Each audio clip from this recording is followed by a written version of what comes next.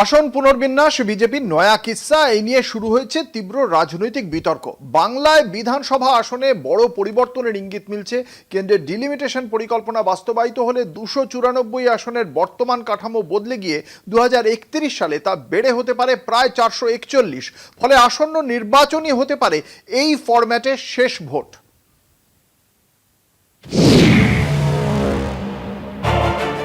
সবকিছু কেন্দ্রের মর্জি মাফিক চললে বাংলায় এটাই শেষ 294 আসনের বিধানসভা নির্বাচন। ডিলিমিটেশনের কল্যাণে 2031 সালে রাজ্যের পরবর্তী নির্বাচন হবে 441 আসনের বিধানসভার। পশ্চিমবঙ্গের লোকসভার আসনও বাড়তে পারে, 42 থেকে বেড়ে হতে পারে 62 বা 63। কেন্দ্রের প্রস্তাবিত আসন পুনর্বিন্যাস ঘিরে দেশের রাজনৈতিক মানচিত্রে বড় পরিবর্তনের ইঙ্গিত মিলছে। লোকসভা ও বিধানসভা দুই স্তরের আসন সংখ্যা উল্লেখযোগ্য হারে বাড়ানোর পরিকল্পনা নেওয়া হয়েছে। বর্তমানে লোকসভার আসন সংখ্যা 543, সেটিকে বাড়িয়ে প্রায় 850-এ নিয়ে যাওয়ার ভাবনা চলছে। এর মধ্যে 35টি আসন থাকবে কেন্দ্রশাসিত অঞ্চল থেকে, আর বাকি আসন রাজ্যগুলির জন্য বরাদ্দ হবে।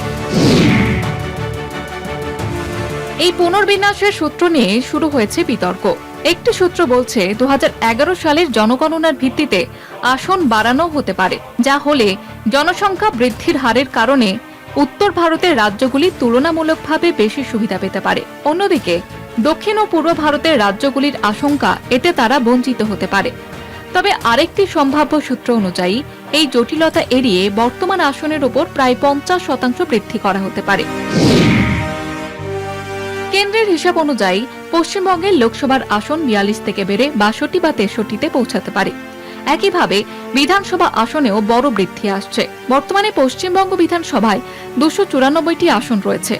যদি 50% বৃদ্ধি করা হয়, তবে অতিরিক্ত 147টি আসন যুক্ত হয়ে মোট সংখ্যা দাঁড়াতে পারে 441-এ।